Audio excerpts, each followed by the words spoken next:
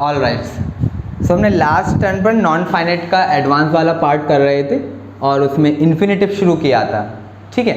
Infinitive में हमने बहुत सारे क्वेश्चंस भी कर लिए थे। फिर बताया था कि परफेक्ट इन्फिनेटिव का यूज़ आप तब करेंगे जब ऐसे एक्शंस को रेफर करना हो जो मेन वर्ब के बाद हो। उसमें हमने कुछ क्वेश्चंस भी कर लिए थे। अब ये 3 क्वेश्चंस देखिए।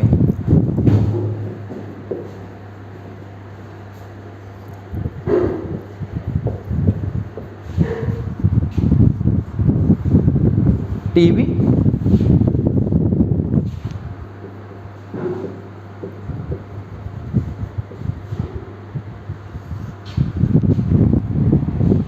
टीवी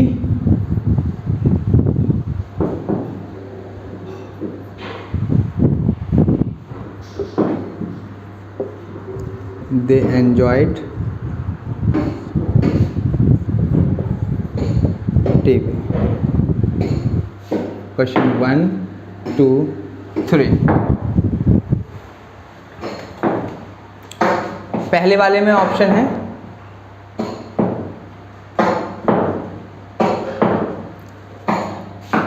ये लिख देते हैं सही से, यहाँ है डिनाइड और सबके ऑप्शन वॉच, टू वॉच और वॉचिंग है। इन 2 ऑप्शंस में से आपको भरना है, ठीक है। दे denied TV, they wanted TV, they enjoyed TV. यहाँ पे मेन वर्ब देखिए, डिनाइड, वांटेड और एंजॉय। हमने आपको बताया कि जो इन्फिनेटिव होता है, इन्फिनेटिव का आप यूज़ तब करते हैं जब एक्शन मेन वर्ब के बाद हो, ठीक है। मेन वर्ब के बाद।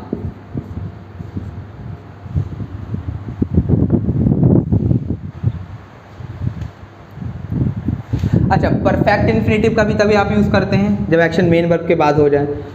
जेरंड का यूज़ आप तब करते हैं जब एक्शन मेन वर्ब के साथ टू विद और बिफोर द मेन वर्ब।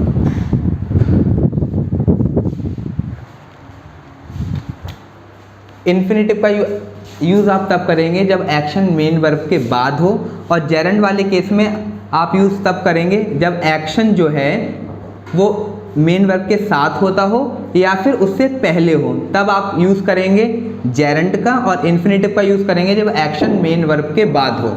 अब देखिए, दे डिनाइड टीवी। एक बात देखिए आप, डिनाई और रिफ्यूज़ दोनों वर्ब हैं, दोनों में जो फ़र्क होता है, डिनाई आप जो है वो आफ्टर डूइंग द एक्शन करते हैं और ये बिफोर कर देते हैं। मतलब कोई काम आपने नहीं किया और उससे पहले आपने मना कर दिया तब आप रिफ्यूज़, और जो कर लिया फिर उसको मना कर दिया डिनाई। सो दे डिनाइड टीवी, मतलब कि डिनाई उसने पहले कर दिया और इन दोनों में से एक हमें फिल करना है। तो वॉचिंग आएगा या टू वॉच आएगा। अब डिनाई बाद में करते हैं, पहले आप काम कर लेते हैं, तो यहाँ पर हो जाएगा वॉचिंग। दे डिनाइड वॉचिंग टीवी। अब एक बार और बताएंगे। अच्छा, दे डिनाइड वॉचिंग टीवी या परफेक्ट इन्फिनेटिव का यूज़ आप तब करते हैं, perfect infinitive two plus have plus verb की थर्ड फॉर्म, जब एक्शन मेन वर्ब के बाद हो। तो आपने टीवी देख ली लेकिन उसको बाद में डिनाई किया, तो इसमें आप परफेक्ट इन्फिनेटिव यूज़ कर सकते हैं, denied to have watched TV, ये दोनों आ जाएंगे।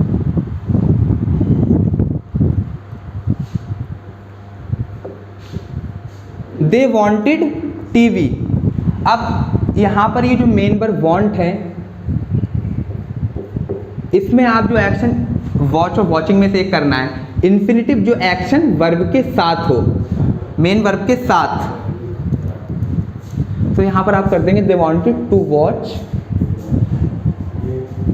TV, they enjoyed. अब एंजॉय आप तब करेंगे जब जिस चीज़ को आप करते हो उसी टाइम जो एक्शन होता हो, तो दे एंजॉयड वॉचिंग टीवी। ठीक है, इस वाले में आप वांटेड जब एक्शन मेन वर्ब के साथ हो तो उस केस में इन्फिनिटिव, परफेक्ट इन्फिनिटिव जब एक्शन मेन वर्ब के बाद हो, ठीक है, या उससे पहले हो जाए। तो आप उसमें तो जेरेंट का भी यूज़ कर सकते हैं। तो यहाँ पर हमने दोनों लिख दिए कि दे डिनाइड वॉचिंग टीवी। ठीक है, डिनाई आप बाद में करेंगे, पहले टीवी को वॉच कर लेंगे। तो आपने इसमें वॉचिंग लिख दिया, जेरेंट लिख दिया, ठीक है। या फिर परफेक्ट इन्फिनिटिव के भी यूज़ आप तभी करते हैं जब कोई मेन एक्शन के बाद हो वो। दे वांटेड, अब यहाँ पर वांट आप तब करेंगे जब एक्शन आपके साथ हो जाएगा, ठीक है। मेन वर्ब के साथ वाला एक्शन इन्फिनिटिव, मेन वर्ब से पहले और मेन वर्ब के बाद जेरेंट। तो दे एंजॉयड वॉचिंग टीवी। समझ में आ गया? फिर से एक बार सुन लो, मैं फिर से बता देता हूँ। Infinitive 2 + B1 after the main verb, Geraint with और बिफोर द मेन वर्ब। ये थोड़ा सा टफ वाला है, इसको समझ लेना, एक बार और बता देंगे बाद में। अब नेक्स्ट क्वेश्चन पे आ जाते हैं।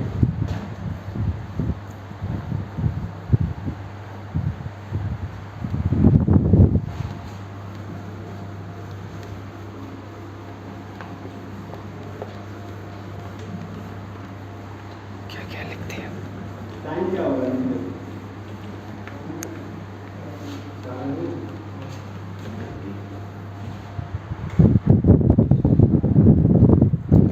देखिए 2 + B1 after the main action infinitive, Geraint 2 + verb की ING फॉर्म विद और बिफोर द मेन एक्शन। ये चीज़ें आप ये दोनों याद रखें, 2 + B1 after the main action और जेरेंट विद और बिफोर द मेन एक्शन। अब आप क्वेश्चन देखें। You should avoid to watch, to make लिख देते हैं, to make such mistakes. You should avoid to make such mistakes.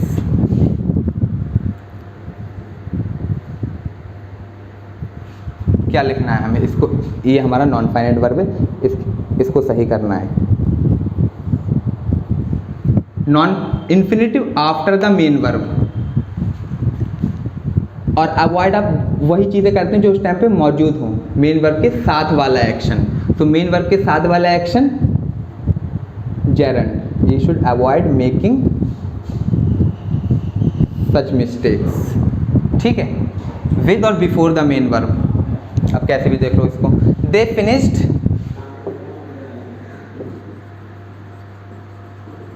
They finished to do the, they finished to do the work and went home. Main verb finish to do the work and went home, घर चले गए। Infinitive after the main verb, ठीक है, और with और before the main action. तो पहले वो काम फिनिश करेंगे, बाद में घर जाएंगे, तो पहले ये होगा, बाद में जाएंगे वो doing. They finish doing the work and went home. समझ में आ रहा है? अब एक और,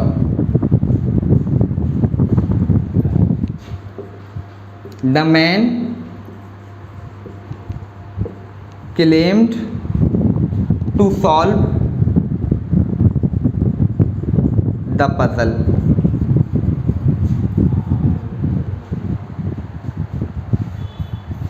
the man claim to solve the puzzle, claim बाद में करेगा वो, पहले सॉल्व कर लेगा।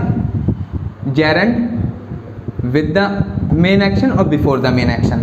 तो अब आप यहाँ पर ये पहले हो जाएगा तो आप इसको सॉल्विंग कर देंगे। अच्छा, हमने बताया परफेक्ट इन्फिनेटिव भी before the main verb action हो जाता है, तो आप इसको ऐसे भी लिख सकते हैं, टू हैव सॉल्व्ड। ठीक है, क्लेम बाद में किया जाएगा, पहले वो काम कर लेगा। अच्छा, infinitive after the main verb, इतना समझ में आ गया? ये दोनों चीज़ें आप याद रखना।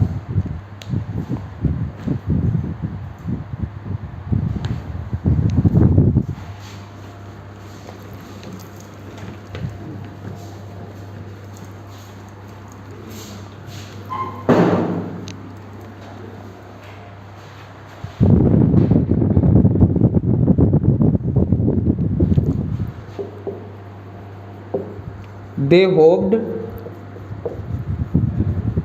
passing the exam.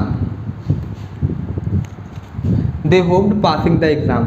अच्छा, होप वो पहले करेंगे, एग्जाम बाद में करेंगे। मेन वर्ब के बाद वाला action infinitive. They hope to pass the exam. Main verb के बाद वाला एक्शन इन्फिनेटिव। एक और, I have never experienced to stay there. I have never experienced to stay there. With or before the main verb क्या हो जाएगा? Staying. After the main action, experience आप बाद में करेंगे। ठीक है, और यहाँ देखो तो ये स्टेइंग आ जाएगा। ये दोनों चीज़ें याद कर लेना कि इन्फिनेटिव का use after the main action करते हैं और जेरेंड का यूज़ उस एक्शन पे साथ में हो या उसके से पहले हो। ठीक है,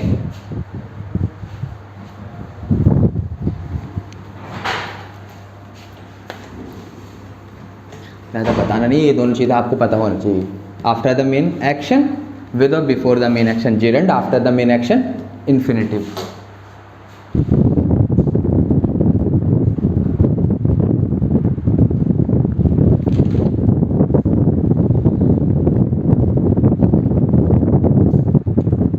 अब एक क्वेश्चन और देखिए,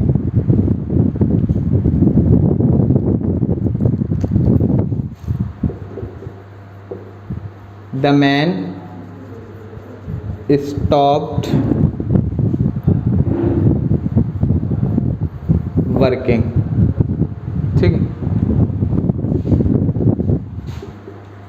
The man stopped to work. इन दो सेंटेंसेस को देखिए। द मैन स्टॉप्ड वर्किंग, यहाँ पर हमने जेरेंड लिख दिया और यहाँ पर इन्फिनेटिव लिख दिया। दोनों में फ़र्क क्या है? सिर्फ एक जगह जेरेंड लिखा हुआ है, दूसरी जगह इन्फिनेटिव लिखा हुआ है। मेन वर्ब दोनों जगह सेम है। द मैन स्टॉप्ड वर्किंग, इसका मतलब क्या है कि वो पहले से काम कर रहा था और फिर बाद में उसने उसको छोड़ दिया, रोक दिया। The man stopped to work, यहाँ पे मतलब ये है कि वो पहले से कुछ काम नहीं कर रहा था, पहले से कुछ और काम कर रहा था, लेकिन अब वो रुक गया और ये काम करने लगा। ठीक है, तो अभी तो दोनों ठीक हैं। अब आप देखिए, the man stopped working and worked till 7 PM. The man stopped to work and went home. अब आप देखें, अभी तक तो यहाँ तक था, अब यहाँ से हमने उसमें दो चीज़ें और ऐड कर दी। The man stopped working, the man stopped to work. Man stopped working मतलब वो पहले से काम कर रहा था और अब उसने रोक दिया। स्टॉप्ड टू वर्क, पहले से कुछ और कर रहा था और अब काम करना शुरू कर दिया। अब आगे वाले सेंटेंसेस पढ़िए, अब आपको चीज़ें क्लियर होंगी।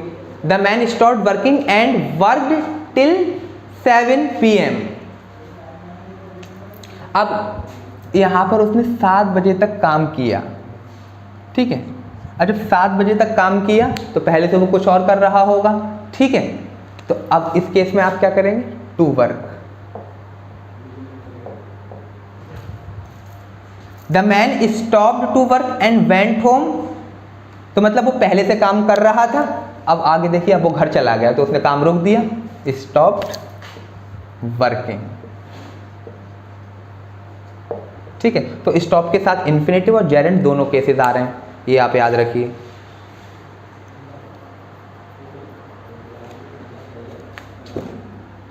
अब एक और देखिए इसी पे,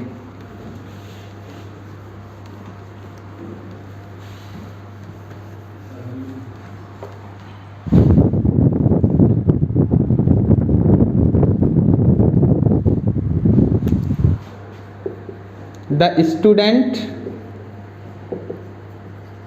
स्टॉप्ड टू राइट, अगर सिर्फ इतना लिखा हो the student stopped to write, तब तो ये ठीक है, इसका मतलब हम ये मानेंगे कि वो कुछ और काम कर रहे थे, खेल रहे थे, ग्राउंड में कूद रहे थे, लेकिन अब उसके बाद प्रिंसिपल आ गया तो उन्हें देख के लिखने लगे। अच्छा, अब आप इसको आगे लिखते हैं, the student stop to write and submitted their answer sheet, answer sheet. The student stop to write, यहाँ पर अगर इतना लिखा होता तो हम ये मानते कि वो पहले से कुछ और कर रहे थे, बाद में ये करने लगे। Infinitive main verb after the main verb, ठीक है, मेन वर्ब के बाद वाला एक्शन इन्फिनिटिव होता है। अब and submitted their answer sheet, तो अब यहाँ से ये बात क्लियर हो गई कि वो पहले कर रहे होंगे, बाद में कंप्लीट करने के आंसर शीट को उन्होंने जमा कर दिया, तो अब ये टू राइट तो गलत हो जाएगा, मतलब वो पहले से लिख रहे थे, स्टॉप्ड राइटिंग हो जाएगा, ठीक है।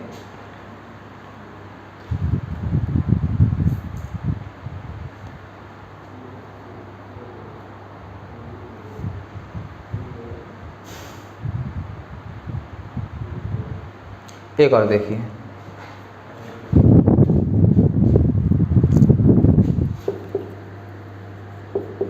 दे kept on to play, they kept on to play even at that late an hour, फिर एक ये देखिए, दे kept on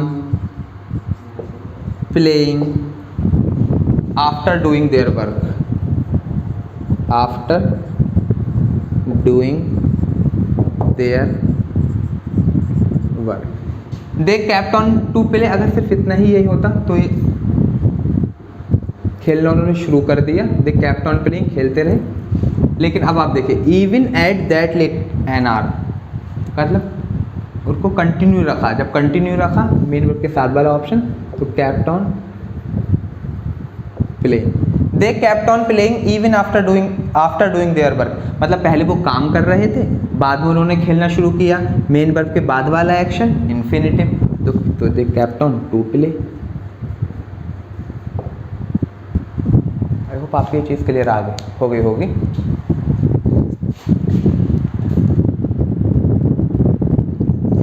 वन मोर, उसके बाद फिर हम आगे बढ़ेंगे।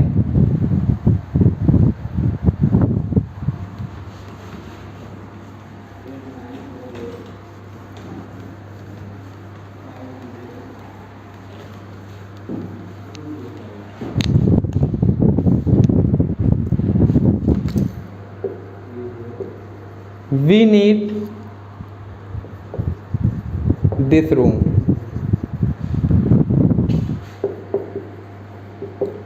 this room needs now, आपको क्लीन वर्ब का यूज करना है,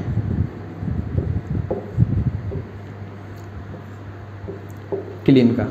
We need this room, clean, हम after the main verb we need infinitive आ जाएगा। दिस रूम नीड्स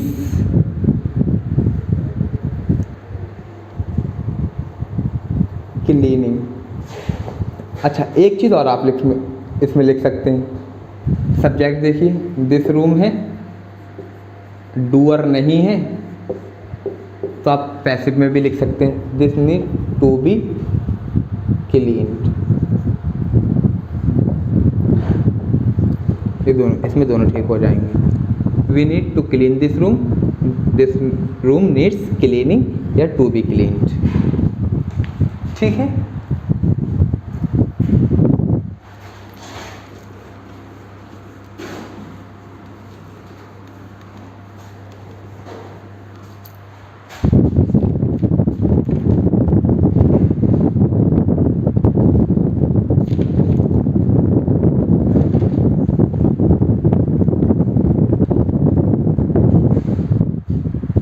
अब हम आपको लिख देते हैं, नीड, डिजर्व,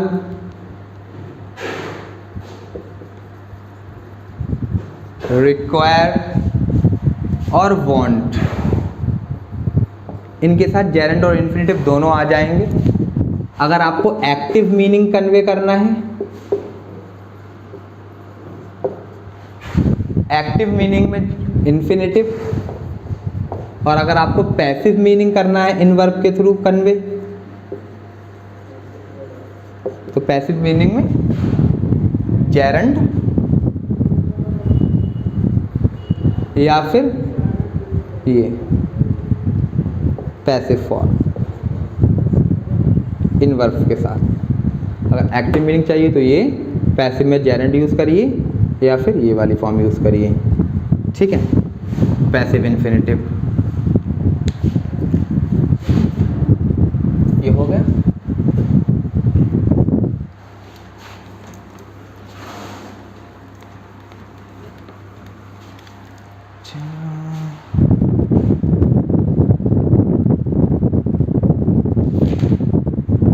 चलिए अब आते हैं नेक्स्ट टॉपिक पर हम, पार्टिसिपल।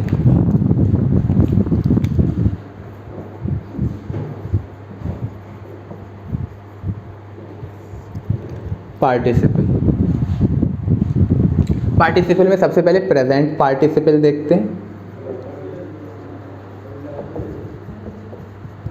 पार्टिसिपल मेनली एडजेक्टिव्स का काम करते हैं। प्रेजेंट पार्टिसिपल वर्ब की ING form, acting as an adjective,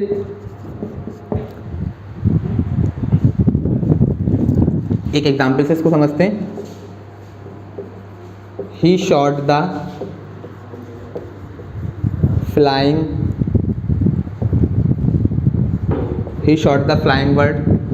देखिए इसमें दो वर्ब हैं, एक शॉट है और एक फ्लाइंग है। ठीक है, शॉट तो मेन वर्ब हो गई, फ्लाइंग जो है ये मेन वर्ब नहीं हो सकती। ठीक है, क्यों नहीं हो सकती? क्योंकि इसके साथ इज एम और वॉज वर्ब नहीं लिखा हुआ है। जेरंड भी नहीं हो सकती क्योंकि gerund acting as a noun की तरह काम करते हैं। अगर ये जेरंड होती तो या तो सब्जेक्ट होती या किसी वर्ब का ऑब्जेक्ट होती। ठीक है, ही शॉट, और इसका ये डायरेक्ट ऑब्जेक्ट है, शॉर्ट वर्ब का वर्ड ऑब्जेक्ट है। ठीक है, सो ये तो नाउन हो गया। He shot the word, what kind of word? Flying bird. तो यहाँ पर ये एडजेक्टिवल नेचर शो कर रही है। अब आप इसको जेरंड ना बोलकर पार्टिसिपल बोलेंगे। ठीक है, so the ING form of verb acting as a noun, sorry acting as an adjective known as present participle. अब हम इस पर कुछ क्वेश्चंस आते हैं, वो हम देख लेते हैं किस तरीके के आते हैं। तो ये तो हमने बता भी दिया था आपको बेसिक वाली क्लास में।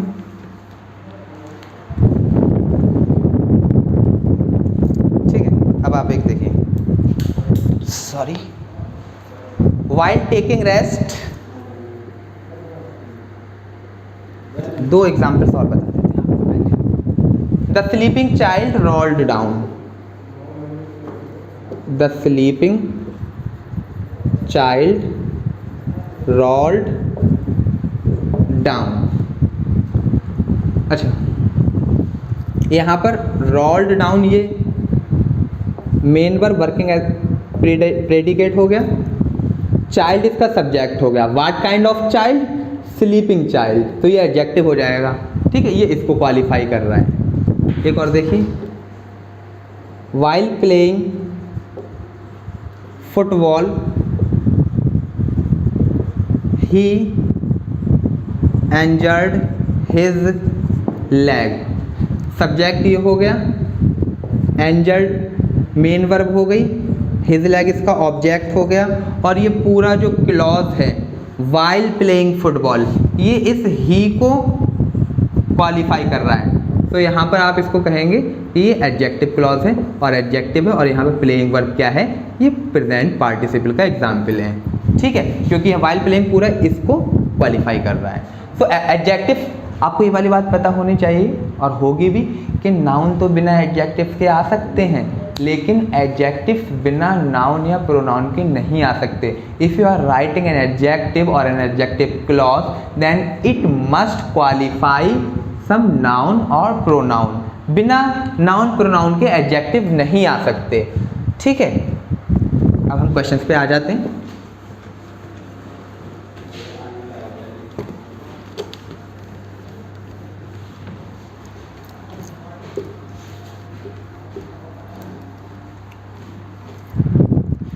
While taking rest, his chair tumbled. While taking rest, his chair tumbled. While taking rest, his chair tumbled. All right. अब आप ये देखिए एडजेक्टिव क्लॉज है। वाइल टेकिंग रेस्ट यहाँ पर किसके लिए यूज़ किया गया है, इस चेयर के लिए यूज़ किया गया है, हिज चेयर के लिए। लेकिन आप कॉमन सेंस है आपके पास कि हिज चेयर तो रेस्ट नहीं करेगी,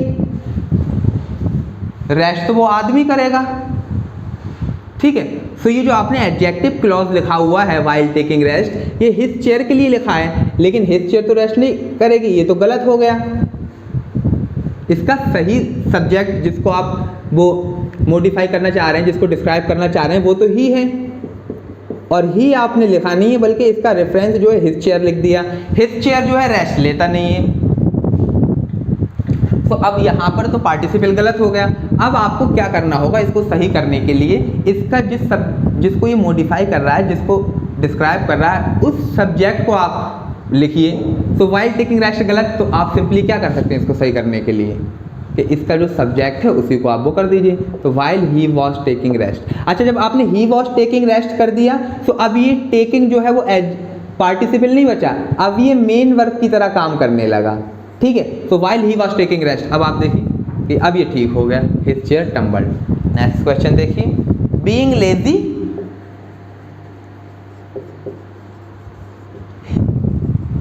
his business failed. Being lazy his business failed. अब यहाँ पर आप देखें कि बीइंग लेजी जो ये क्लॉज है, ये इस हिज बिजनेस को फेल्ड, जो हिज बिजनेस है इसको क्वालिफाई कर रहा है, लेकिन हमें पता है कि हिज बिजनेस तो लेजी नहीं होता। तो यहाँ पर ये जो लिखा गया है ये किस ही के लिए यूज़ किया गया है, अब वो ही तो है ही नहीं सब्जेक्ट, तो आप सब्जेक्ट को डायरेक्टली उसके साथ टैग करके लिखिए, he being lazy, he being lazy his business failed. अब इसने इसको देखो डायरेक्टली क्वालिफाई कर दिया, डिस्क्राइब कर दिया, अब ये ठीक है। He being lazy his business failed. Being lazy his business को क्वालिफाई क्यों नहीं कर सकता, क्योंकि हमें पता है कि बिजनेस तो लेजी नहीं होता, आदमी या इंसान ही लेजी होते हैं, ठीक है। अब आप एक और देखें, one more, while crossing road a car hit him. While crossing road a car hit him. अब आप देखें while crossing road, ये जो हमने लिखा है यहाँ पर ये किसको क्वालिफाई कर रहा है, a car को क्वालिफाई कर रहा है। while crossing road, अगर ये जो सेंटेंस लिखा हुआ इसके अकॉर्डिंग while crossing road तो a car को क्वालिफाई कर रहा है, लेकिन हम जानते हैं कि कार क्रॉस थोड़ी करिए, पूरा सेंटेंस देखिए, कार ने उसको हिट किया है, तो यहाँ पर ये कार को क्वालिफाई कर रहा है, जो कि गलत है। अब आप इसको सही करिए।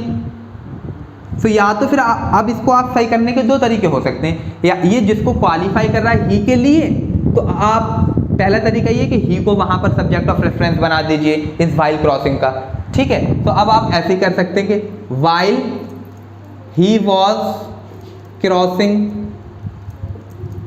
Road a car hit him, जब आप ऐसा कर देंगे तो अब ये क्रॉसिंग पार्टिसिपल नहीं बचेगा, अब ये मेन वर्ब हो जाएगा। लेकिन अब ये देखिए ये ही को ही क्वालिफाई करने लगा, ये ठीक हो गया।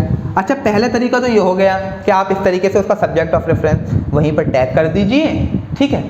अच्छा इस केस में हमने ही वॉज क्यों नहीं लिखा, ही वॉज बीइंग लेजी, क्यों? क्योंकि बी जो है वो लिंकिंग वर्ब है और लिंकिंग वर्ब की कोई भी जो है पैसिव फॉर्म नहीं होती है। मैं ठीक है मैं उसका लगभग 15 से 16 लिंकिंग वर्ब्स हैं, फोटो डाल दूंगा, आप उसको देख लेना ग्रुप में, ठीक है। तो यहाँ पर वॉज क्यों नहीं लिखा, क्योंकि बी लिंकिंग वर्ब है, तो हमने डायरेक्टली ही को ही डायरेक्ट सब्जेक्ट लिख दिया। लेकिन यहाँ पे क्रॉसिंग तो लिंकिंग वर्ब नहीं है और ट्रांजिटिव वर्ब है, इसका आप कर सकते हैं वो। तो while he was crossing road, पहली बात ये होगी, इस तरीके से ही कर सकते हैं। अच्छा दूसरा तरीका क्या हो सकता है कि while crossing road a car hit him, तो आप जो अ कार हिट हिम है उसको आप किस में, एक्टिव में दिया हुआ है, पैसिव में कर दीजिए। आपको पता है पैसिव में क्या होता है, जो ऑब्जेक्ट होता है वो सब्जेक्ट बन जाता है। तो अगर ये लिखा व्हाइल क्रॉसिंग रोड, ऊपर में लिखता हूँ while crossing road a car hit him, तो हम इसको ऐसे भी लिख सकते हैं कि while crossing road he was hit by a car. अब इससे फायदा देखिए क्या हुआ, व्हाइल क्रॉसिंग रोड ये जो फ्रेज है एडजेक्टिव फ्रेज, ये इस ही को क्वालिफाई करने लगी, सेंस अब भी ठीक हो गया। अब यहाँ पर while crossing road car hit him गलत क्यों था, क्योंकि व्हाइल क्रॉसिंग रोड कार को क्वालिफाई कर रहा था और हमें आगे ये पता है कि कार ने उस ये क्वालिफाई किसके लिए होना चाहिए था, यूज किसके लिए किया गया, ही के लिए किया गया है, ठीक है, क्योंकि क्रॉस वो कर रहा था। इतना समझ में आ गया। 4-5 चीज़ें तो अभी 3 एग्जाम्पल्स किया आपने, कुछ एक चीज़ ऑब्जर्व की होगी वो लास्ट में अभी हम बताएंगे क्या ऑब्जर्व किया common.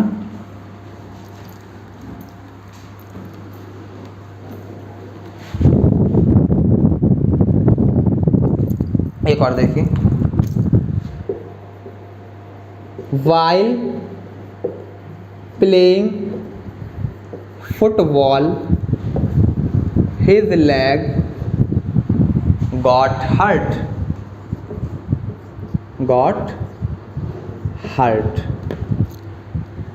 while playing football his leg got hurt। अच्छा while playing football इस पर्टिकुलर सेंटेंस में his leg के लिए यूज किया गया है, जो कि गलत है, क्योंकि हमें पता है ना वो खेल रहा था ना कि his leg खेल रहा था। तो while playing football his leg got hurt। अच्छा अब आपको पता होना चाहिए कि ये जो got है ये भी लिंकिंग वर्ब है और इसका भी पैसिव नहीं बनता है। तो आप कहें ठीक है ये लिंकिंग वर्ब है, इसका पैसिव नहीं बनता। तो अब आपको क्या करना पड़ेगा, व्हाइल प्लेइंग फुटबॉल ये किसके लिए यूज किया गया, ही के लिए किया गया। तो अब आप इसका क्वेश्चन टैग यहीं पे सब्जेक्ट टैग कर दीजिए, while he was playing football his leg got hurt. अब एक क्वेश्चन और देखिए, while walking in the park,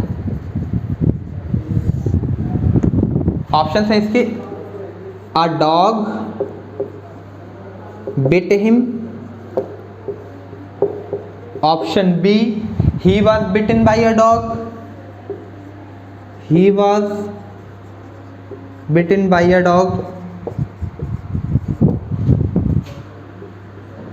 C he bit a dog, he bit a dog, D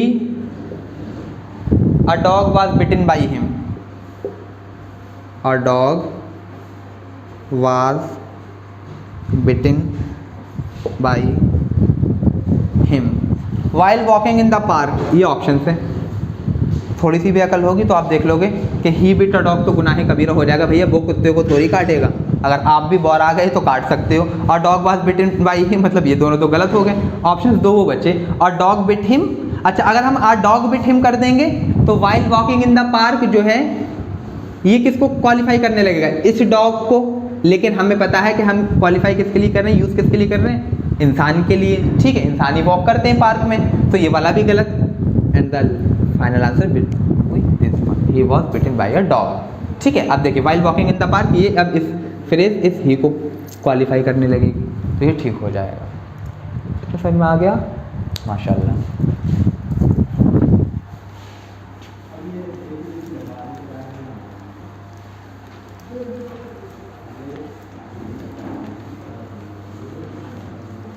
got भी लिंकिंग वर्ब है, उसका भी पैसिव नहीं बनता है, ठीक है। जितनी लिंकिंग वर्ब्स हैं उनका कोई पैसिव फॉर्म नहीं होती।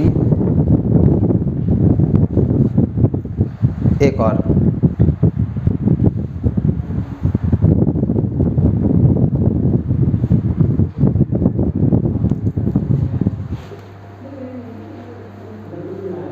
being very late they remained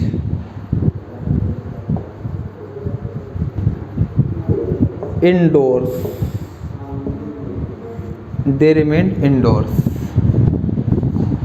अब आप देखें, being very late they remained indoors, यहाँ पर being very late जो है वो दे के लिए यूज़ नहीं हुआ, टाइम के लिए, देर होने की वजह से टाइम के लिए यूज़ किया गया। और टाइम के लिए जब आप यूज़ करेंगे, अच्छा बीइंग जो है वो लिंकिंग वर्ब है, इसका पैसिव तो बनेगा नहीं, तो डायरेक्टली टाइम के लिए यूज़ किया गया है, तो यहाँ पे टैग लगा दीजिए, it being very late they remained indoors. All right,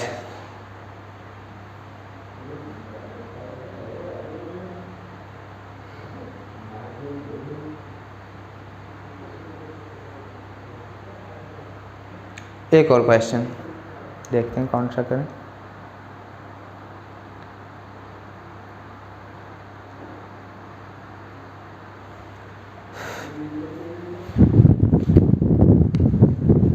While breaking to the shop, while breaking into the shop, a policeman arrested the thief।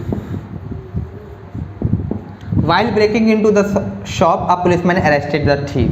Break into मतलब वही ज़बरदस्ती से सेंधमारी करके घुस जाना।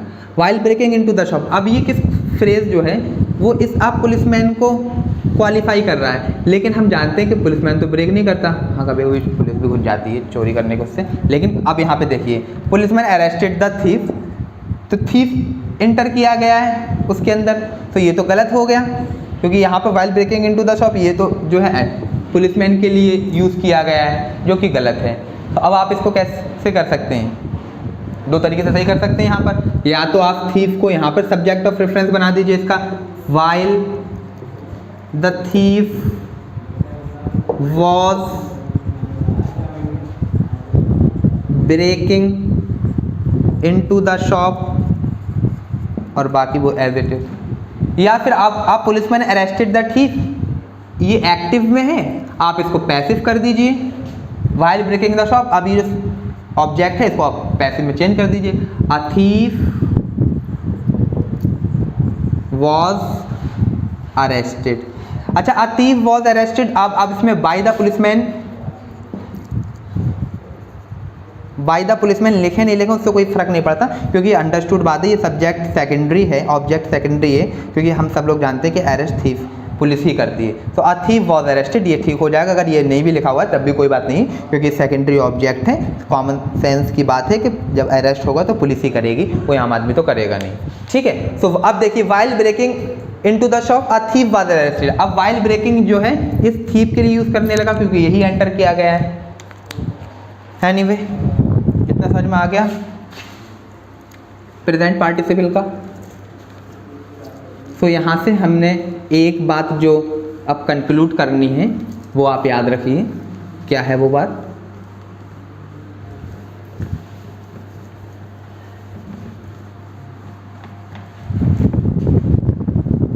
बात ये है कि every participle, every present participle must have a logical subject, ये बात हमें बतानी थी बस आपको।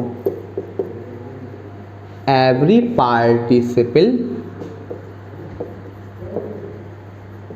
Must have a logical subject. अभी तक इतने सारे एग्जाम्पल देखें तो उसमें बस हमें आपको यही रियलाइज़ कराना था कि जो जितनी पार्टिसिपल थे उनका एक लॉजिकल सब्जेक्ट नहीं दिया हुआ था, वहाँ पर हमने सब्जेक्ट एक जगह कहीं टैग कर दिया, कहीं एक्टिव से पैसिव बना दिया, ठीक है।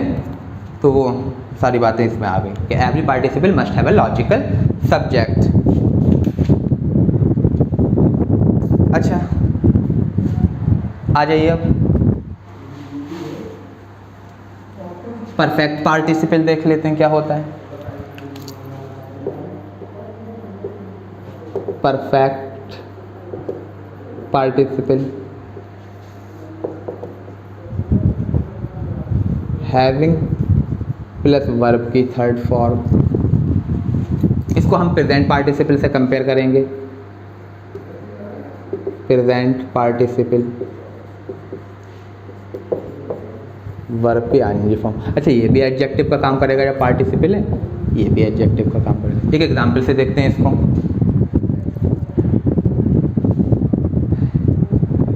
देखिए having done the work he went home. Having done the work he went home. अच्छा अब आप देखिए ये कोई सब्जेक्ट तो है नहीं। हैविंग डन द वर्क ये पूरा पूरा इसको क्वालिफाई कर रहा है, तो अब आप इसको परफेक्ट पार्टिसिपल बोलेंगे, परफेक्ट पार्टिसिपल। और ये एडजेक्टिव हो गया क्योंकि ही को क्वालिफाई कर रहा है। ठीक है ऑल राइट, अब मैं इसको मिटा देता हूँ, इतना समझ में गया। तो having done the work he went home, इसका मतलब क्या है कि उसने काम कर लिया उसके बाद वो घर गया। अब इसको आप प्रेजेंट पार्टिसिपल देखिए। While doing the work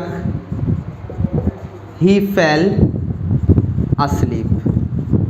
while doing the work he fell asleep। while doing the work ये इसको क्वालिफाई कर रहा है, यहां पर ही प्रेजेंट पार्टिसिपल हो गया, प्रेजेंट पार्टिसिपल हो गया। फर्क देखिए दोनों में, फर्क क्या अगर हम बात करें तो फर्क ये है कि परफेक्ट पार्टिसिपल शोज कंप्लीशन और प्रेजेंट पार्टिसिपल इनकम्प्लीशन। वो कैसे, अब हम बढ़िया से आपको इस तरीके से समझ में आ जाएगा अगर मैं इस सेंटेंस को ऐसे ही लिख दूं। ठीक है ही वेंट होम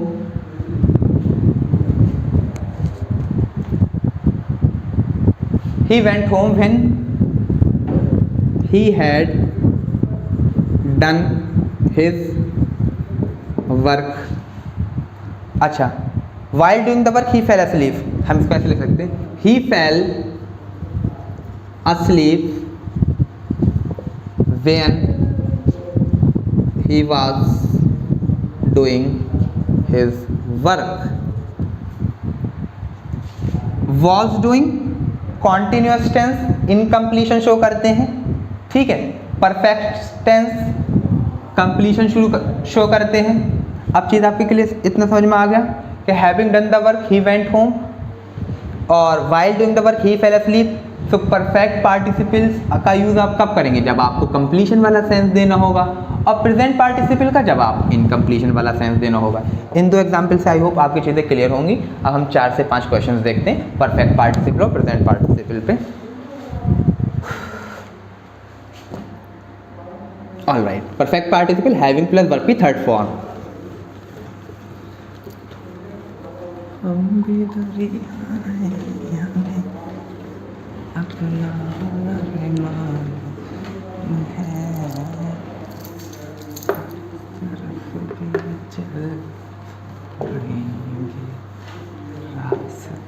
जहाँ पे आपको कंप्लीशन वाला सेंस चाहिए वहाँ पर परफेक्ट पार्टिसिपल का यूज़ करिए, और जहाँ आपको इनकम्प्लीशन वाला सेंस चाहिए वहाँ आप प्रेजेंट पार्टिसिपल का यूज़ करिए।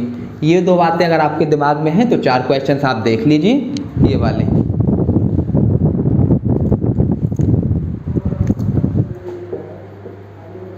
While writing a letter he posted it।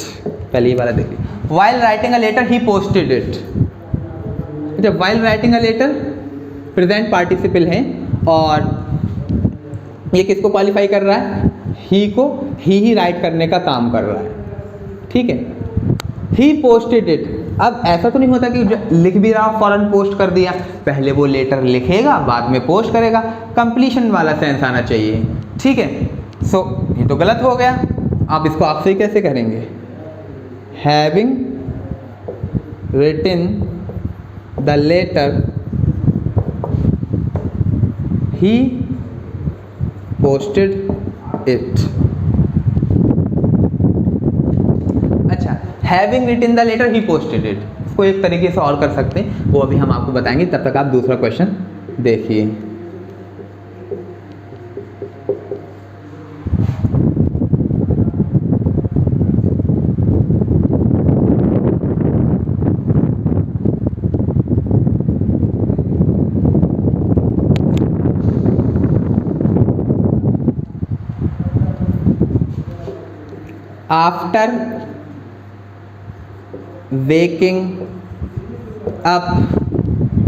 After waking up, he found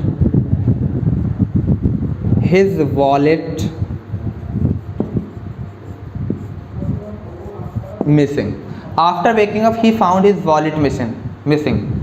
अच्छा, after waking up present participle, ये इसको क्वालिफाई कर रहा है, एडजेक्टिव हो गया, तो ये तो हमें पता है, अब एडजेक्टिव तो है। अच्छा, वेकिंग अप एक क्विक एक्शन होता है, कंप्लीशन का शो हो जाता है। पहले वो ये नहीं कि उठते टाइम ही वो उसने जैसे आंखें मल रहा था वॉलेट मिसिंग करेगा, ठीक है, एकदम अचानक उठ ही जाएगा ना, जब उठेगा तो कंप्लीट हो जाएगा, या तो नहीं उठेगा सो के।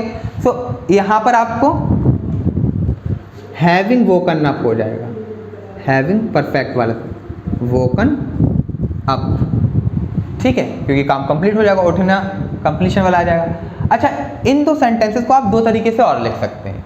While writing a letter he posted it गलत क्यों है, क्योंकि वो लेटर को पहले लिखेगा फिर बाद में पोस्ट करेगा, कंप्लीशन वाला sense perfect participle having plus verb की थर्ड फॉर्म। अच्छा, अगर आप इस राइटिंग को चेंज नहीं करना चाहते तो आप इसको एक तरीके से ऐसे भी लिख सकते हैं कि इसको प्रीपोजिशन का ऑब्जेक्ट बना दीजिए, आफ्टर प्रीपोजिशन का ऑब्जेक्ट बना दीजिए। After writing a letter he posted it. अब देखिए, अब यहाँ पे ये जो राइटिंग है, अब ये पार्टिसिपल नहीं बचा, क्योंकि आफ्टर प्रीपोजिशन रामबाड़ में बताया था, प्रीपोजिशन के बाद ऑब्जेक्टिव केस, नाउन या प्रोनाउन ही सब्जेक्ट ऑब्जेक्ट होते हैं। यहाँ पर राइटिंग जो है वो ऑब्जेक्टिव केस में है और जेरेंट नाउन या प्रोनाउन की तरह काम करता है, तो writing here acting as a gerund in objective case. तो after writing a letter he posted it, अब ये ठीक हो जाएगा इस तरीके से। अच्छा, इसको भी हम इसी तरीके से कर सकते हैं, आफ्टर प्रीपोजिशन का हम इसको ऑब्जेक्ट बना दें वेकिंग का, तो वहाँ पर फिर ये पार्टिसिपल तो बचेगा नहीं, फिर वहाँ जेरेंट हो जाएगा। तो आप इसको ऐसे भी लिख सकते हैं, after waking up he found his wallet missing. समझ में आ गया, ठीक है। तो परफेक्ट सेंस के लिए आपको चाहिए परफेक्ट इन्फिनिटिव बोला, परफेक्ट पार्टिसिपल कंप्लीशन वाले सेंस के लिए।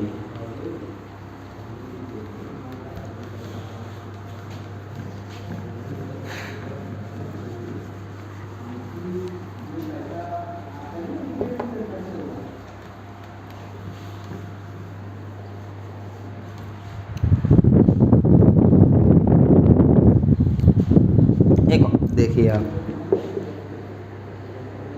Having caught red-handed,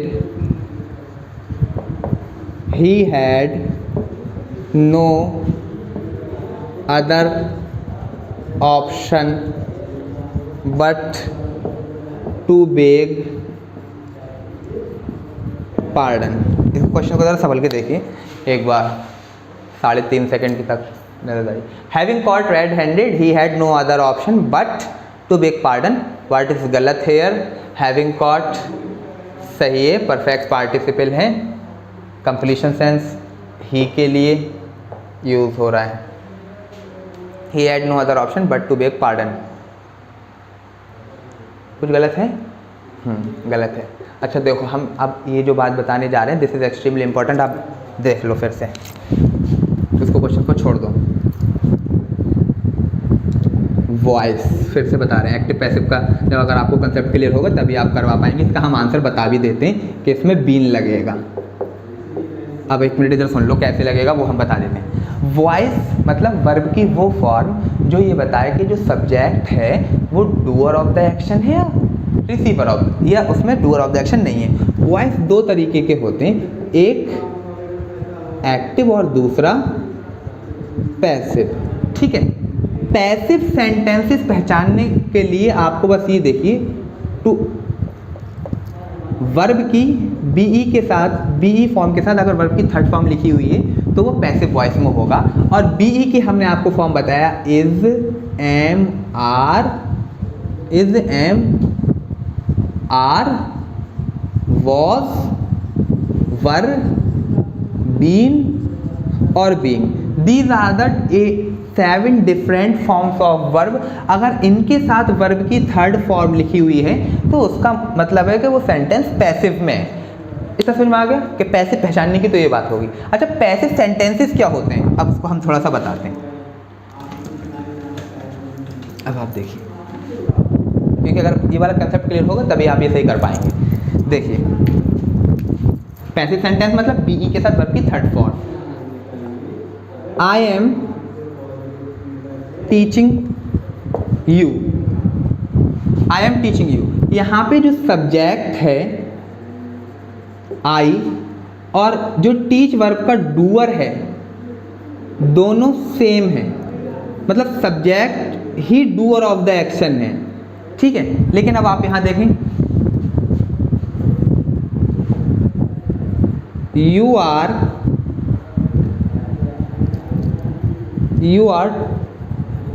taught, you are being taught by me। अब आप देखो, यहां पर सब्जेक्ट तो यू है लेकिन ये डूअर नहीं है। सब्जेक्ट तो यू है इसमें लेकिन डूअर नहीं है। तो जब सब्जेक्ट हो लेकिन वो subject doer of the action ना हो तो उस केस में आपको पैसिव सेंटेंसेस की, वर्ब की पैसिव फॉर्म की ज़रूरत पड़ती है। ठीक है, जब सब्जेक्ट हो लेकिन सब्जेक्ट उस एक्शन को करने वाला नहीं हो, कोई दूसरा करने वाला हो, तो उस केस में आपको पैसिव सेंटेंस की ज़रूरत पड़ती है। पैसिव मतलब वर्ब की बीई वर्ब की अलग अलग फॉर्म्स के साथ अगर वर्ब की थर्ड फॉर्म आ रही है तो उसको हम पैसिव सेंटेंस बोलेंगे। पैसिव सेंटेंस की और वर्ब की पैसिव फॉर्म की ज़रूरत आपको तब पड़ेगी जब subject doer of the action ना हो, कोई और डूअर ऑफ द एक्शन हो, तो उस केस में आपको वर्ब की पैसिव फॉर्म लिखना पड़ेगी। और जब सब्जेक्ट ही डूअर ऑफ द एक्शन हो तो उस केस में आपको वर्ब की एक्टिव फॉर्म लिखना पड़ेगी। एक एग्जाम्पल हम आपको देते हैं, उसके बाद से फिर इस क्वेश्चन पे आएंगे। ठीक है, ये हमने 10 लोगों को कॉल पे बता दिया, अब आपको यहाँ बता देते हैं। अब आप देखिए, पैसिव मतलब बीई के साथ वर्ब की थर्ड फॉर्म, सब्जेक्ट डूअर ना हो तो पैसिव। ठीक है, ये होता है। अब एक एग्जाम्पल देखिए, आप सबको यही एग्जाम्पल बता रहे हैं। The film released across the states and is broken all the records। इसको देखिए, the film release across the states and is broken all the record. The film यहाँ पर सब्जेक्ट है, रिलीज्ड वर्ब है, मेन वर्ब है। अच्छा, released main verb है, ये V2 और V3 दोनों फॉर्म हो सकती हैं, लेकिन आपको पता है कि जो V3 फॉर्म है या तो वो हैज़, हैव या हैड के साथ आएगी या फिर पैसिव में आएगी, बीई के साथ वर्ब की थर्ड फॉर्म आएगी पैसिव में, वरना V3 फॉर्म अकेले तो नहीं आ सकती। तो यहाँ पर हैज़, हैव, हैड तो लिखा हुआ नहीं है। ठीक है, तो ये तो गलत होगी, V3 फॉर्म नहीं है, हम इसको V2 मानेंगे। ठीक है। अच्छा, the film release across the state and is broken, तो ये V2 फॉर्म हो गई। और अभी ये एक्टिव फॉर्म में है। ठीक है, एक्टिव फॉर्म में क्यों है? क्योंकि इज MR वॉज वर नहीं लिखा हुआ है। Is broken all the records, is broken यहाँ पर ये पैसिव फॉर्म में है क्योंकि बीई की साथ अगर वर्ब की थर्ड फॉर्म लिखी होती है तो वो पैसिव में होता है सेंटेंस, ठीक है। एक्टिव सेंटेंस जहाँ पर सब्जेक्ट हो, सब्जेक्ट ही डूअर ऑफ द एक्शन हो, और पैसिव सेंटेंस जहाँ पर subject doer of the action ना हो, कोई और हो डूअर ऑफ द एक्शन, तो उस केसेस में आपको पैसिव सेंटेंस की जरूरत पड़ती है। अब alright, now let's come to this sentence, the film release across the state. यहाँ पर जो फिल्म है ये सब्जेक्ट तो है, लेकिन इस रिलीज वर्ब का डूअर नहीं है, क्योंकि आप सब लोग जानते हैं फिल्म खुद ब खुद तो रिलीज नहीं होगी, कोई दूसरा करेगा। और जब फिल्म खुद अपने आप से रिलीज नहीं हो रही है और सब्जेक्ट है, तो यहाँ का वो वाली कंडीशन आ गई कि सब्जेक्ट तो है लेकिन डूअर ऑफ द एक्शन नहीं है। जब सब्जेक्ट हो और subject doer of the action ना हो, तो उस केस में आपको वर्ब की पैसिव फॉर्म लिखना पड़ती है। वर्ब की पैसिव फॉर्म का मतलब ये हो गया, बी की अलग अलग forms, is, am, are, was, were, been, being के साथ वर्ब की थर्ड फॉर्म वर्ब की पैसिव फॉर्म कहलाती है, ठीक है। So is, am, are, was, were, been और बीइंग, ठीक है। अच्छा, एम कट गया, आर कट गया, वर कट गया क्योंकि ये प्लूरल के साथ आते हैं, वो आई के साथ आता है। बीइंग ये दोनों भी कट गए, ठीक है। ये आप कैसे कटेंगे वो तो आप कॉमन सेंस लगा लोगे। द फिल्म रिलीज्ड, अब वॉज और वर्ब बचा, तो हमें यहाँ पर पता कि ये जो वर्ब रिलीज्ड लिखी हुई है ये एक्टिव सेंटेंस एक्टिव फॉर्म में लिखी हुई है, जो कि गलत है। हमें यहाँ पर वर्ब पैसिव फॉर्म में चाहिए। क्यों पैसिव फॉर्म में चाहिए? क्योंकि द फिल्म जो है वो सब्जेक्ट है, लेकिन ये द फिल्म डूअर नहीं है, और जब सब्जेक्ट डूअर नहीं होता है तो हमें वर्ब पैसिव फॉर्म में चाहिए। तो ये वाली बात क्लियर होगी कि ये रिलीज्ड गलत है, इसको हमें पैसिव फॉर्म में चाहिए होगा यहाँ पर verb. Now let's come to the part 2 of the sentence, and is broken all the records. अच्छा, इज ब्रोकन जो है इसका सब्जेक्ट भी फिल्म है, ठीक है, और इज ब्रोकन क्या है? ये पैसिव फॉर्म वाली वर्ब है।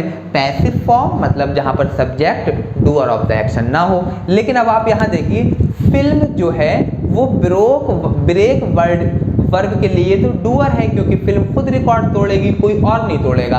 तो अब यहाँ पर हमें इस ब्रोकन जो लिखा हुआ है ये तो पैसिव फॉर्म वाली वर्ब है, और हमें वर्ब कौन सी चाहिए? एक्टिव फॉर्म में। क्यों? क्योंकि जो ब्रेक वर्ब है इसको फिल्म खुद तोड़ेगी, ना कि कोई और रिकॉर्ड तोड़ेगा। तो हमें यहाँ पर वर्ब चाहिए एक्टिव फॉर्म में, और यहाँ पर चाहिए पैसिव फॉर्म में लिखी हुई, कॉमन सेंस लगा लो। तो यहाँ पर एक्टिव फॉर्म में चाहिए, तो अब एक्टिव फॉर्म में इज एम आर वॉज के साथ तो पैसिव फॉर्म आती है। अगर वर्ब की थर्ड फॉर्म लिख देते हैं तो आप यहाँ पर हैज कर देंगे टेंस के अकॉर्डिंग। जब यहाँ पर हैज कर दिया तो अब यहाँ पर आप इज कर देंगे। द फिल्म इज रिलीज्ड, तो अब देखिए the film is released, be की फॉर्म है इज, और रिलीज थर्ड फॉर्म अब आप इसको कंसीडर करेंगे, पैसिव हो गया, सब्जेक्ट फिल्म है, डूअर नहीं है, तो ये ठीक हो गया। इतना समझ में आ गया। व्हेन विल, अब आपको ये वाली बात समझ में आई कि कब आपको ज़रूरत पड़ेगी पैसिव सेंटेंसेस की, पैसिव फॉर्म ऑफ वर्ब की, तब ज़रूरत पड़ेगी जब वहाँ पर सब्जेक्ट हो लेकिन वो डूअर ऑफ द एक्शन ना हो। अगर ये वाली बात आपके दिमाग में रहेगी, एक्टिव और पैसिव का कंसेप्ट, तो बहुत सारे क्वेश्चंस आप कर पाओगे, वरना तो रूल रटते रहोगे, ठीक है। पैसिव मतलब जहाँ पर सब्जेक्ट हो लेकिन subject doer of the action ना हो, तो उस केस में आप पैसिव फॉर्म ऑफ वर्ब लिखें, ना कि एक्टिव फॉर्म। जहाँ पर सब्जेक्ट हो और सब्जेक्ट ही डूअर ऑफ द एक्शन हो, तो उस केस में आप एक्टिव फॉर्म ऑफ वर्ब लिखें। पैसिव फॉर्म ऑफ वर्ब का मतलब सिर्फ इतना ही होता है कि बीई के साथ वर्ब की थर्ड फॉर्म लिखी हुई है, तो वो पैसिव फॉर्म होगी, ना कि कोई दूसरी फॉर्म, ठीक है। अब आप यहाँ पर आ जाओ फिर से इस वाले क्वेश्चन पे, जितनी हमने जो रामबाण बताई आपको वो सिर्फ इस क्वेश्चन की वजह से बताई है। Having caught red handed he had no other option but beg pardon. Caught red handed हमने कलर वाली इडियम में बता दिया था कि to catch someone while he was committing crime, ठीक है, ही और she. Having caught red handed, अब आप ये देखिए, having caught red handed he के लिए यूज किया गया है। ही यहाँ पर क्या है? सब्जेक्ट है, ही सब्जेक्ट है, लेकिन ये ही जो है खुद को तो रेड हैंडेड कॉट नहीं करेगा, इसको तो कोई दूसरा कैच करेगा। सब्जेक्ट तो है ही, लेकिन क्या ये डूअर ऑफ द एक्शन है? नहीं है। जब सब्जेक्ट हो और subject doer of the action ना हो, उस केस में आपको पैसिव फॉर्म की वर्ब चाहिए। तो हैविंग यहाँ पर आपको क्या लगाना पड़ेगा? हैविंग बीन कॉट, अब ये पैसिव में हो गया। इतना समझ में आ गया? फिर से सुन लो एक बार कि having caught red handed, having caught इस ही के लिए यूज किया गया है।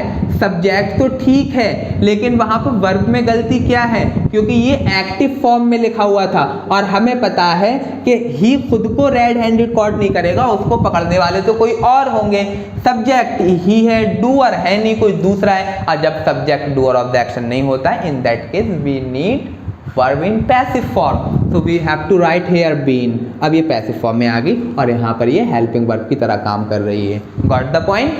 बिल्कुल ठीक है। अगर ये वाली बात आपको पता होगी तो डायरेक्ट जो इसके बाद नेक्स्ट टॉपिक जो हम कंडीशनल स्टार्ट करेंगे वहाँ पर भी वो वाली बात आएगी, वरना कंडीशनल में 6-7 रूल लिखवा दिए गए हैं वहाँ पर कि इसके साथ परफेक्ट, इसके साथ एक्टिव, ये बस आपको ये कंसेप्ट पता होना चाहिए, तो कोई रूल की ज़रूरत नहीं है। कहाँ पर जो है पैसिव फॉर्म आएगी, बस आप सब्जेक्ट देखो, सब्जेक्ट डूअर है तो फिर लगा दो एक्टिव फॉर्म, अगर सब्जेक्ट है और वो डूअर नहीं है तो पैसिव फॉर्म लगा दो, बस इतनी सी बात है। और ज़्यादा कुछ दिमाग नहीं लगाना, रूल नहीं रटना।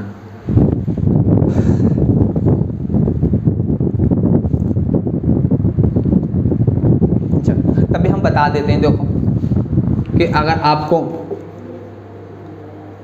हैविंग प्लस वर्ब की थर्ड फॉर्म और दोनों परफेक्ट पार्टिसिपल है, having plus been plus verb की थर्ड फॉर्म, अब तो समझ में आ गया ना। बीन बी की फॉर्म है, ये आपको कब ज़रूरत पड़ेगी? पैसिव में ज़रूरत पड़ेगी, इसकी आपको एक्टिव में ज़रूरत पड़ेगी। अभी हमने दोनों चीज़ें बता दी, कॉमन सी बात है, लिखने की ज़रूरत नहीं है, रूल रटवा लिया कि having plus been passive, common sense लगाओ। सब्जेक्ट अगर डूअर नहीं है तो वहाँ पर आपको पैसिव तो लिखना ही पड़ेगा। अब वर्ब की कौन सी फॉर्म आप सब्स्टिट्यूट करोगे उसको पैसिव बनाने के लिए? इतने दिनों से अंग्रेजी पढ़ा रहे हैं तो थोड़ा बहुत तो इतना कॉमन सेंस आप लगा सकते हैं, ठीक है। और अभी पैसिव हमारा पढ़ना भी बाकी है तो उसमें भी हम बता देंगे आपको। अब एक क्वेश्चन देखिए आप इसी पे, अगर आपको पैसिव का कंसेप्ट क्लियर हो गया। Now let's come, having disturbed, ये किसी एग्जाम में आया था question, having disturbed bye the children the old man,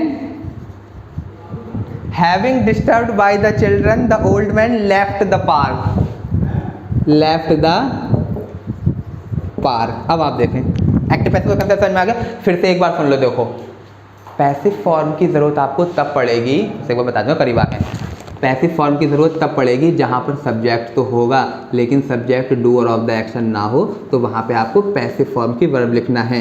passive मतलब बीई की अलग अलग फॉर्म, बीई की अलग अलग फॉर्म 7 हैं, is, am, are, was, were, been और बीइंग। इनके साथ अगर वर्ब की थर्ड फॉर्म लिखी हुई है तो मतलब वो पैसिव फॉर्म में है। पैसिव फॉर्म में है तो सब्जेक्ट मतलब डूअर ऑफ द एक्शन नहीं है। समझ में आ गया? Now let's come to here, having disturb by the children, बुड्ढा पार्क से बाहर चला गया।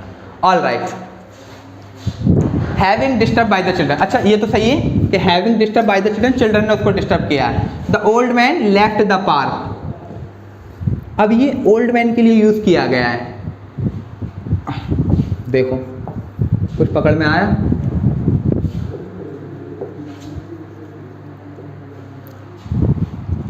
फिर आगे कैसे थी? ओल्ड मैन के लिए यहाँ पे सब्जेक्ट क्या है? ओल्ड मैन, ये इसके लिए तो यूज किया गया है हैविंग डिस्टर्ब्ड। हैविंग डिस्टर्ब्ड जो है वो इस ओल्ड मैन के लिए यूज किया गया है। Subject of reference having disturbed का ओल्ड मैन है, लेकिन ये ओल्ड मैन, ये बुड्ढा डूअर ऑफ द एक्शन थोड़ी है, बुड्ढे को परेशान तो किसी और ने किया है। सब्जेक्ट ये अलग है बाय, ठीक है, इतना समझ में आ रहा है नहीं आ रहा है? Having disturb, subject of reference तो ओल्ड मैन है लेकिन बुड्ढा is not the doer of the action. जब डूअर ऑफ द एक्शन नहीं है तो आपको पैसिव फॉर्म में लिखना पड़ेगा, तो पैसिव फॉर्म में तो आपको बीन लगाना पड़ेगा। Having being disturb by the children the old man left the park. समझ में आ गया कि ये having disturb by the children exam में आया था किसी के पेपर, गूगल पे जाके देखना, हजरत बता देंगे आपको कौन से एग्जाम में आया है, क्यों आया। क्योंकि हैविंग बीन क्यों लिख दिया? क्योंकि वहां पे जो ओल्ड मैन था उसको डिस्टर्ब किया था। Subject of reference having disturb का ओल्ड मैन था, लेकिन old man is not the doer, उसने डिस्टर्ब नहीं किया, बच्चों ने किया। जब सब्जेक्ट डूअर ना हो तो पैसिव फॉर्म में लिख दो आप। ऑल राइट, अब शायद इससे और अच्छा आपके समझ में आ जाएगा। 2 more examples. Having been taught the lesson, having being taught the lesson the teacher went, the teacher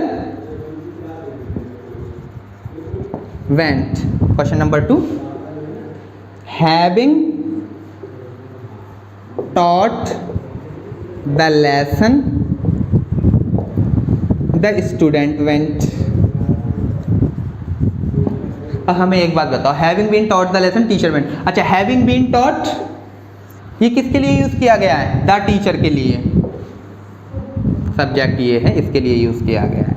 having been taught, having taught किसके लिए यूज किया गया? The student. और वेंट भी लिखते हैं हम।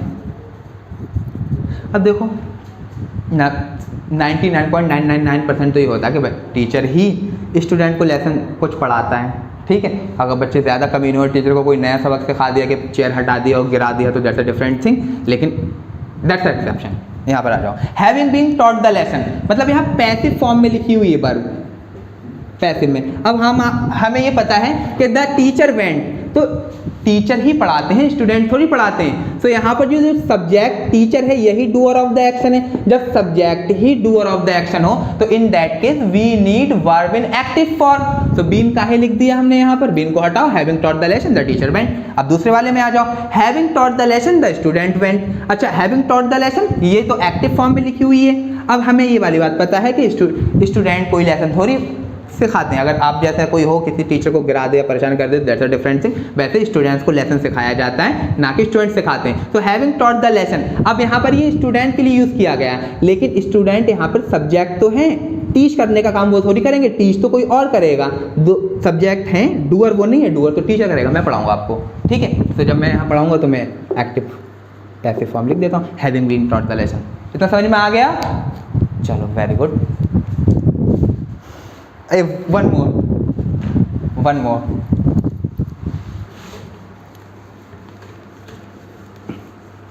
अगर इतनी बातें पता हुई ना, तो अगर आपको ये वाली बात पता हो जाए कि बी के साथ वर्ब की थर्ड फॉर्म आती है तो पैसिव होता है, तो दो ऑप्शंस ऐसे होते हैं जिसमें बी के साथ वर्ब की थर्ड फॉर्म नहीं दी होती है, और वो दो तो ऐसे ही एलिमिनेट हो जाएंगे। बचे दो, जिनमें से एक में जो है टेंस की गलती होगी कि टेंस सही नहीं दिया होगा, कि जिसमें चेंज करते हैं, और आपका फ्री में हराम में 1 नंबर मिल जाएगा अगर आपको इतना पता हो। अभी एक्टिव पैसिव भी हम पढ़ेंगे। अच्छा, एक question, the sun having been risen he went to the city, he went to the city. The sun having been risen he went to the city. अब हम आपको एक बात और बता दें, प्लीज़ इधर एक बात और देख लो। एक्टिव पैसिव का तो हमने 40% बता दिया, और ये बताने का 50% आपका यही कंसेप्ट क्लियर हो जाएगा, ठीक है। फिर से सुन लो यहाँ पर, I am teaching you, you are being taught by me. अभी गलती अगर कहीं हो तो वो लिख लेना ऐसे ही, कहाँ पर क्या गलती आ रही है सर। अब 1-2 का मैसेज आ गया, सर आपने इसका ये नहीं होता, ये होता है, हमें वो नहीं देखना। आई एम टीचिंग यू, अब आप देखो, आई सब्जेक्ट है, यू इसका ऑब्जेक्ट है, ठीक है। टीचिंग ट्रांजिटिव वर्ब है, ठीक है। अब हमने जब इसको चेंज कर दिया तो ये जो सब्जेक्ट था, ऑब्जेक्ट था यू, ये पैसिव फॉर्म हो गई, ये यहाँ पर सब्जेक्ट बन गया, और ये जो टीचिंग वर्ब का जो एक्टिव में ऑब्जेक्ट था, पैसिव में वो सब्जेक्ट बन गया। लेकिन टीचिंग वर्ब का जो एक्टिव में ऑब्जेक्ट आई है वो पैसिव में, इसको अच्छे से लिखते हैं, वो पैसिव में क्या हुआ, उस वर्ब का ऑब्जेक्ट नहीं बना, बल्कि प्रीपोजिशन का ऑब्जेक्ट बना। इतनी बात समझ में आ गई, ठीक है। वर्ब कैसी है? ट्रांजिटिव वर्ब है। ट्रांजिटिव वर्ब का जो ऑब्जेक्ट था वो एक्टिव में जो ऑब्जेक्ट था वो पैसिव में जाके सब्जेक्ट बन गया, लेकिन ट्रांजिटिव वर्ब का जो एक्टिव में सब्जेक्ट था वो उसका पैसिव में जाके सब्जेक्ट नहीं बनता, बल्कि बाई प्रीपोजिशन का ऑब्जेक्ट बनता है। इतनी बात समझ में आ गई? Very good. अच्छा, अब हम इसको एक बार मिटाएंगे फिर लिखेंगे।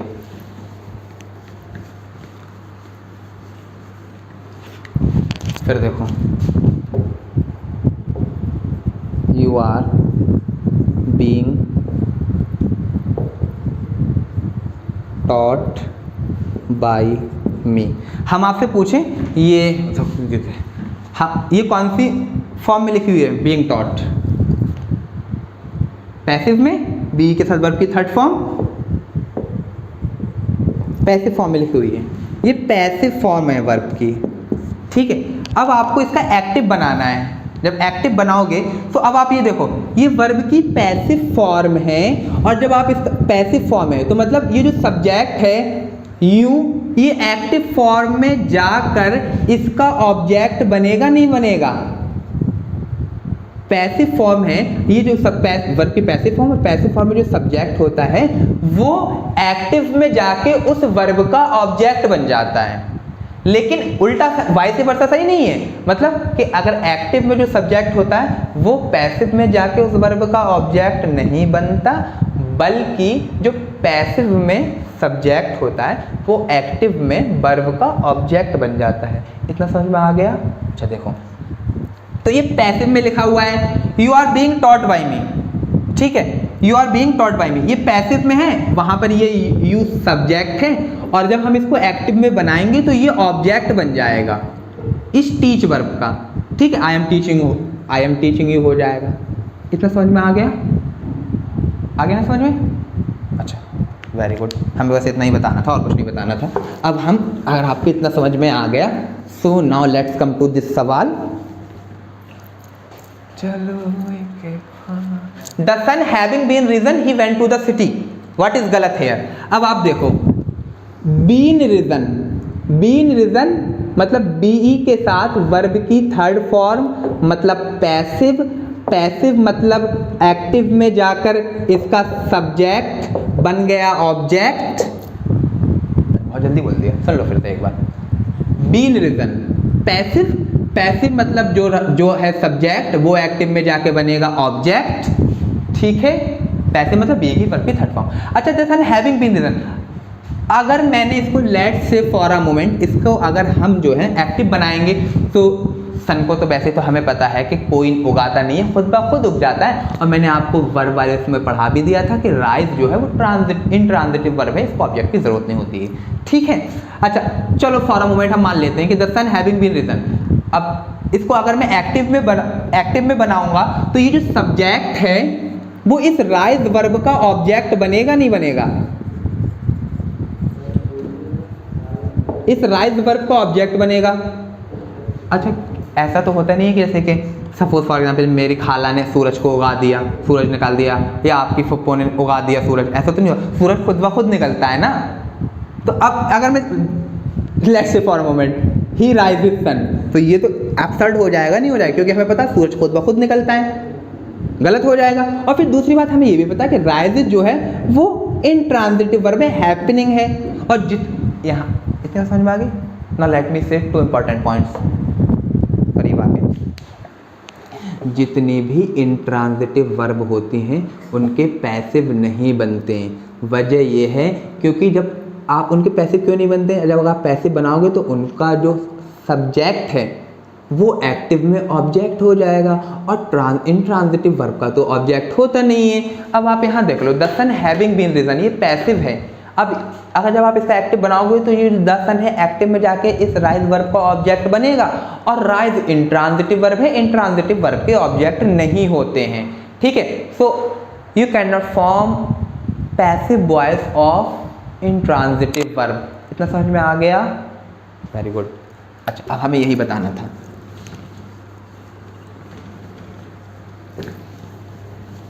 चलो, the sun having been risen, अब ये तो गुनाह कबीरा हो गया। The sun having been risen क्यों? क्योंकि ये पैसिव में लिखा हुआ है और हमें पता है कि द सन ऑब्जेक्ट तो बनने वाला नहीं, राज इंट्रांजिटिव वर्ब है, ठीक है। तो अब आप इसको कैसे कर दें? हटा दीजिए, बीन को हटा दीजिए, तो हटा दो पूरा। द सन हैविंग रीजन, अब ठीक हो गया, आप तो एक्टिव में आ गई, अब सही है। कितना समझ में आ गया? अब हमने 50% एक्टिव पैसिव का आपको कंसेप्ट इन्हीं बातों में बता दिया। फिर से सुन लो एक बार, पैसिव फॉर्म ऑफ वर्ब आप वहाँ लिखना जहाँ पर सब्जेक्ट हो लेकिन वो डूअर ऑफ द एक्शन ना हो। जितनी भी इंट्रांजिटिव वर्ब हैं उनका कभी पैसिव नहीं बनेगा। वजह हमने बता दी, एक बार और सुन लो। क्यों नहीं बनेगा? क्योंकि जो पैसिव में सब्जेक्ट होता है वो एक्टिव में जाके ऑब्जेक्ट हो जाता है उस वर्ब का, और इंट्रांजिटिव वर्ब का ऑब्जेक्ट नहीं होता है। Got the point? Very good. Rule नहीं रटना बुक से कि इस वर्ब का नहीं बन रहा, इस वर्ब का नहीं बन रहा। क्यों नहीं बन रहा? समझ में आ गया? चलो, having broken down, he sent the car to the garage.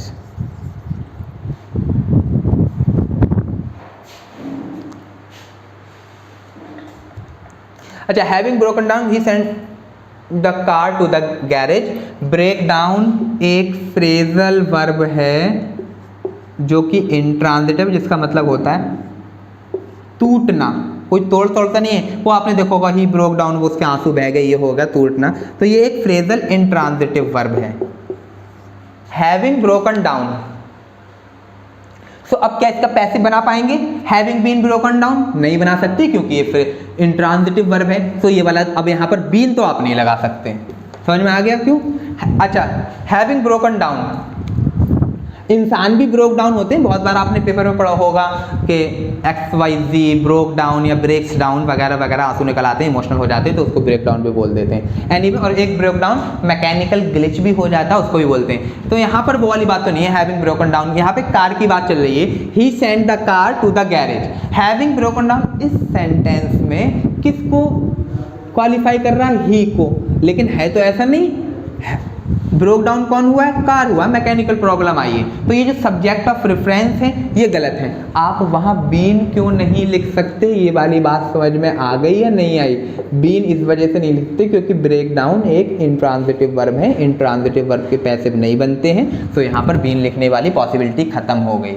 अब यहाँ पर ये जो ब्रोकन डाउन है ये इस सेंटेंस में जो कि गुनाह कबीरा है ही को क्वालिफाई कर रहा है, और हमें पता है कि कार ही ब्रोक डाउन नहीं हुआ बल्कि कार ब्रोक डाउन हुई है। तो अब हमें सब्जेक्ट ऑफ रेफरेंस यहाँ पर गलत जो ही लिखा हुआ है दैट इज गुनाह। तो अब हमें सब्जेक्ट ऑफ रेफरेंस सही करना है। अच्छा, सब्जेक्ट ऑफ रेफरेंस हम सही करना है तो कैसे कर सकते हैं? वो ऐसे कर सकते हैं कि आप जो द कार है इसको आप ऑब्जेक्ट सब्जेक्ट बना दो और ही को ऑब्जेक्ट बना दो, मतलब पैसिव कर दो। तो the car was sent by him, the car was sent by him कर दीजिए टू द गैरेज। अब देखो हैविंग ब्रोकन डाउन, अब ये द कार को क्वालिफाई करने लगा, अब ये ठीक हो गया। समझ में आ गया? Very good.